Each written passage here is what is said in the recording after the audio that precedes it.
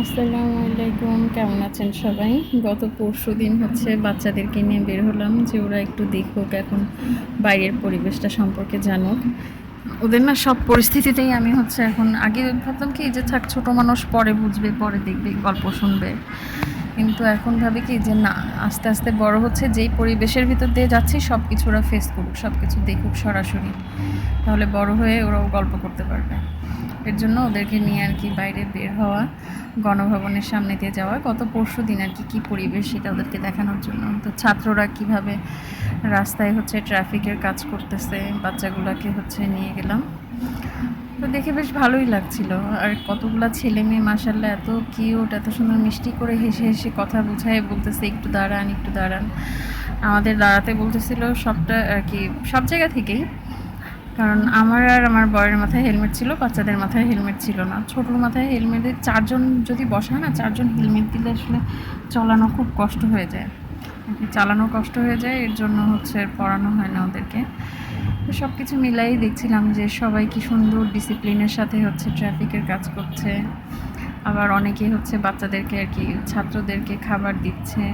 ওরা আবার একটা কাগজে লিখে লিখে দিচ্ছে যার যেই সময় কোথায় কোনো প্রবলেম, লাইসেন্স নাই না কিসের জন্য, সেটার জন্য ওরা ধরছে। আবার একটা সাদা কাগজে স্লিপ মতো, টোকেন মতো করছে। পরে তো এই যে গণভবনের সামনে আসলাম, তো দেখছি যে সব যারা যারা জিনিস নিছিল তারা ফেরত দিছে। কিন্তু এই লুটপাটটা না করে যদি সবাই ঠান্ডা মাথায় এটা চিন্তা করতো যে গণভবন 3 দিন উন্মুক্ত থাকবে, এর ভিতরে আমরা সাধারণ জনগণ, কারণ আমাদের টাকা দিয়েই তো, সবার ট্যাক্সের টাকা দিয়েই তো সরকার এরকম গণভবনে বিলাসিতা করে থাকতে পারে। তো সেটা আমরা দেখতাম, আমরা জানতাম, আমাদের আরও চোখ খুলতো যে আমাদের ট্যাক্সের টাকা দিয়ে সরকার এরকমভাবে থাকে। এটা করলে সবার জন্য অনেক ভালো হতো। কারণ যারা গুছানো অবস্থায় এলোমেলো করে লুটপাট করে নিয়ে আসছে, এটা না করে গুছানো অবস্থায়, পরিপাটি অবস্থায় কিভাবে থাকে সেটা আমরা দেখতে পারতাম। আমাদের জন্য একটা শিক্ষামূলক একটা জিনিস হতো। একদম দেয়াল টেয়াল ভেঙে, রড টড ভেঙে একদম দেয়াল হেলে গেছে এমন অবস্থা, অনেক ক্ষয়ক্ষতি হয়েছে। তো যাক, আমাদের দ্বারাই যেহেতু ক্ষতি হয়েছে আমরাই এবার ঠিক করে ফেলবো। এই ধরনের বাচ্চারা আর কি এই ধরনের কথা বলছিল। তারপরে ওই আলপনা করছিল দেয়ালে জায়গায় জায়গায়। আমার আলপনার দুইটা কথা খুব ভালো লাগছে। একটা চেটে না খেটে বড় হও, এই জিনিসটা আমার খুব ভালো লাগছে। চেটে না খেটে বড় হও এইটা। আরেকটা ভালো লাগছে যে বিকল্প তুমি আমি আমরা, এই কথাটা দুইটা আমার খুব ভালো লাগছে। এর মধ্যে আর বেশ অনেকগুলো কথা আছে, অনেক সুন্দর শিক্ষামূলক। তারপর এই দুইটা কথা আমার খুব ভালো লাগছে।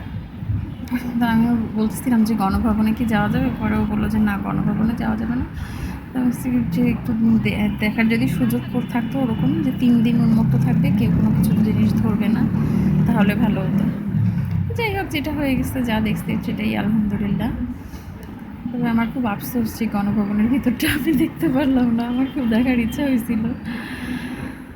এই যে বাচ্চাদেরকে নিয়ে ঘুরছিলাম, সব কিছু মিলাই যাক আলহামদুলিল্লাহ। পরিবেশ পরিচ্ছন্ন যেন আল্লাহ এরকমই থাকে, এর থেকেও যেন আল্লাহ আমাদের সবাইকে ভালো রাখে। কারণ কেমন না, এখন একদম যেহেতু সব কিছুতেই স্বাধীনতা আসছে, এরকম মনে হচ্ছে এখন স্বাধীনতাটা সুন্দরভাবে আমরা সবাই ধরে রাখতে পারলে ভালো। সুন্দরভাবে যদি সবাই একসাথে মিলে, কে কার ক্ষতি করব, কে কার পিছনে লাগবে, এটা না করে যদি সবাই শুধু আসলে একজন মিলে তো এক জায়গা থেকে তো দেশ গুছানো যায় না। সবাই মিলে যদি আমরা সবাই সবার মতো করে পরিপাটি হই, তাহলেই না সুন্দর হয়। কেমন যেন একটা নতুন নতুন সব কিছুর মধ্যে একটা নতুন নতুন একটা ভাব চলে আসছে সবার ভিতরেই।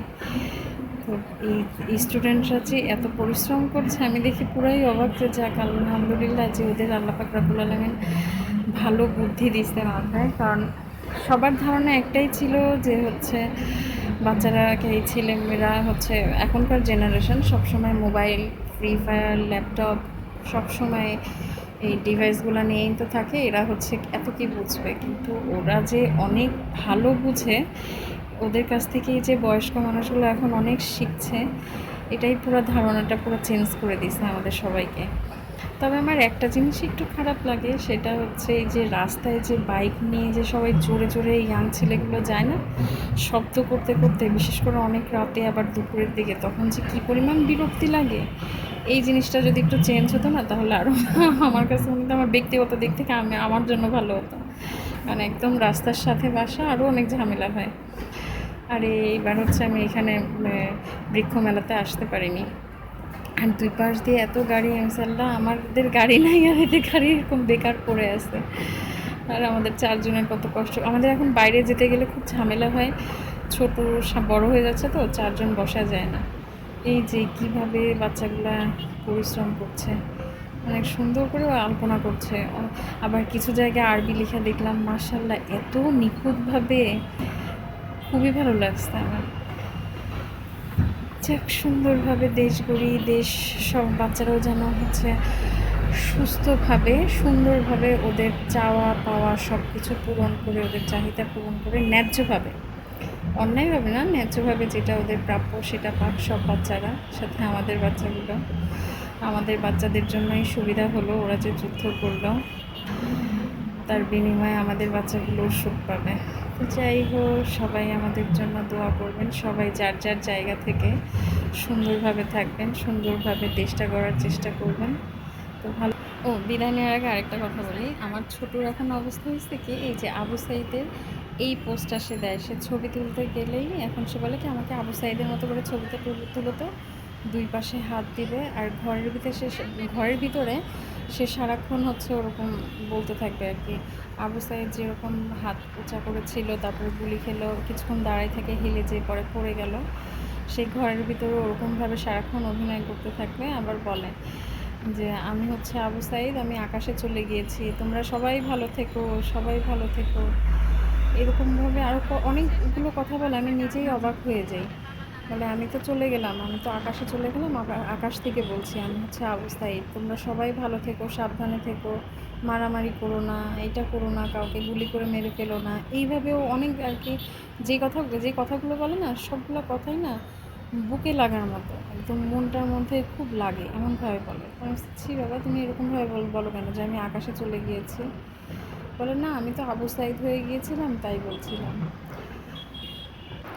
তাই ভাবি যে এই আন্দোলনের ভিতরে যে কত বাচ্চারা মারা গেল, কত রক্ত গেল, নিজেরটা দিয়েই আর কি খারাপ লাগে যে নিজের বাচ্চাকেই যদি অন্য বাইরের কেউ যদি একটু চোখ বড় করে বা একটু এলোমেলো কথা বলে, তাই বুকটা ছিঁড়ে যায়। আর মনে হয় কি যে বলছে বা যে চোখ বড় করে তাকাইছে তাকে একেবারে ছিঁড়ে ফেলি বা তাকে খেয়ে ফেলি। আর যারা চলে গেল তাদের বাবা মা কীভাবে সহ্য করছে, তাদের সবার আল্লাহ পাক রব্বুল আলামিন বাচ্চাগুলোকে সবাইকে হচ্ছে বেহেশতে নসিব করুক। যত যত আর কি বাচ্চা ছেলেমেয়েরা হচ্ছে শহীদ হয়েছে তাদের সবাইকে বেহেশতে নসিব করুক। তো সবাই ভালো থাকবেন, টাটা, বাই বাই, আল্লাহ হাফেজ।